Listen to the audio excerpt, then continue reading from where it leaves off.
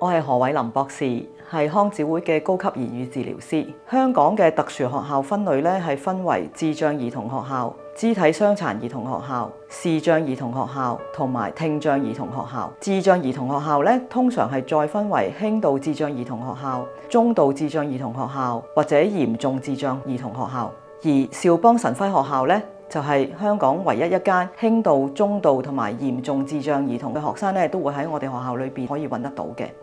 言語治療師喺特殊學校嘅工作咧，主要就係分為兩方面嘅，一個咧就係評估同埋治療學童嘅溝通方面嗰個情況啦，另一方面咧就係評估同埋處理訓練學童佢哋嗰個吞嚥問題。溝通我哋講得好廣闊啦，包括佢哋可能係有咬字發音嘅問題啦，可能係語言講嘅句子嘅長短啊、嘅內容啊、同人交往啊、社交技巧啊，甚至乎去到職業培訓啊，各方面喺唔同嘅場景裏邊交往嗰個能力嘅。咁吞嚥嗰方面咧就係評估佢哋會唔會喺咀嚼啦、吞嚥啦，或者佢哋要食嘅餐類啦、餐具嘅大細啦，我哋都會係做呢一個嘅評估同埋治療嘅。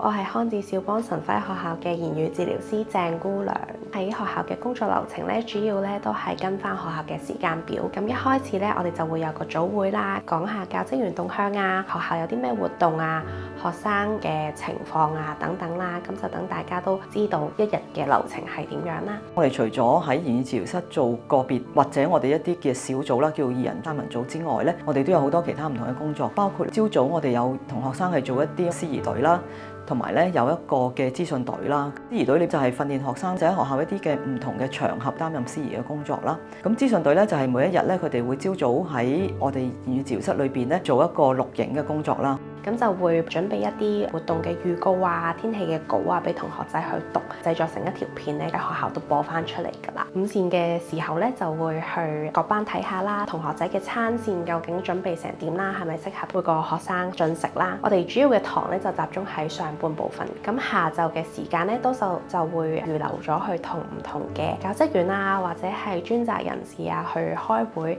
去傾下個別學生嘅情況啦。除咗頭先講嗰啲個別小組治療啦、入班之外咧，其實亦都有好多學校本身嘅活動，言語治療師都需要參與嘅，都會因應學校嗰個情況或者學生嗰個溝通需要啦、吞嚥嗰個情況咧。因為其實譬如佢哋去到宿營咁樣啦，咁其實佢哋都要睇個餐㗎嘛，咁所以我哋有好多時我哋都會跟呢啲出去嘅。咁未來幾年特殊學校嗰個發展嘅情況，尤其是智障兒童學校啦，我哋而家都開始有少少嘅 waiting list 啦。特別喺中度嗰方面咧，唔係好夠學額嘅，要入宿舍嘅學生亦都越嚟越多啦。佢哋好多行為問題啦，亦都令到家庭裏邊個照顧壓力好大。咁呢班同學仔咧，其實好多時候都有好多情緒啊，或者行為啊。咁好多時候咧，喺第一次見面嘅時候都好難揾到佢真實嘅能力啦。咁要靠唔同嘅老師啊，或者係專責人員去問佢平時嘅情況，同埋佢性格係點樣啊，有啲乜嘢嘅習慣啊，去了解佢呢個人嘅個性，乜嘢嘅模式係最適合佢去做訓練咯。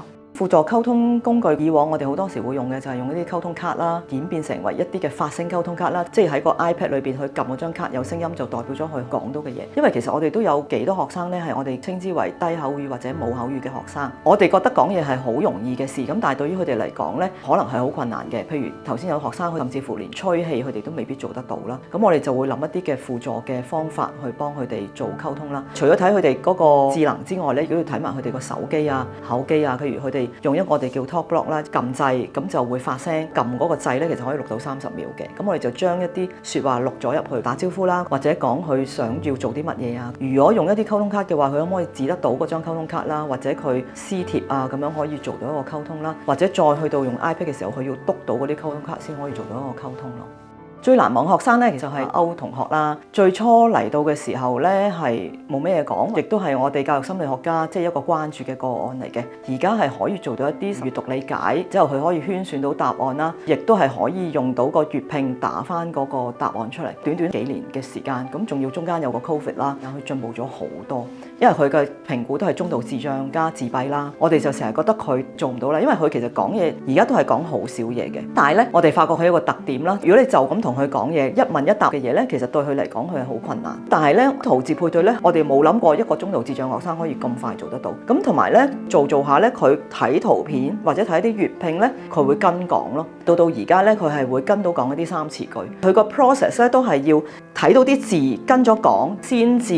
自己再講嘅。好老實講，最大嘅滿足感就係嚟自可以睇到學生嘅一啲成長，由小學啊去到高中都係喺同一間學校去讀書啦。咁所以我哋言語治療師如果跟開佢哋咧，好多時候睇住佢哋嘅成長啊，睇佢哋嘅進步啊，去到即係真係要畢業啦，出嚟職場做嘢啦，嗰一刻就好似真係即係我要送走呢一位相處咗好耐嘅同學仔咁樣咯。人手啦，各樣都未係好完全配合得到啦。特殊學校裏邊嗰個發展係仲有空間咯。兆邦係唯一一間輕度、中度、嚴重智障學校啦。其實學生嗰個 range 真係好闊，輕度咧個班講緊係會公開就業、輔助就業或者去工場做嘢，但係嚴重個班咧係講緊佢哋嗰個生活質量點樣提升啦，食瞓屙、餘閒生活係點樣係會好啲啦。而家好多時學校還學校嘅，成人單位還成人單位，中間可能叫做有啲適應嘅，喺學校點樣去預備佢哋唔同嘅出路啦，中間嗰個銜接亦都可以再做得好啲啦。咁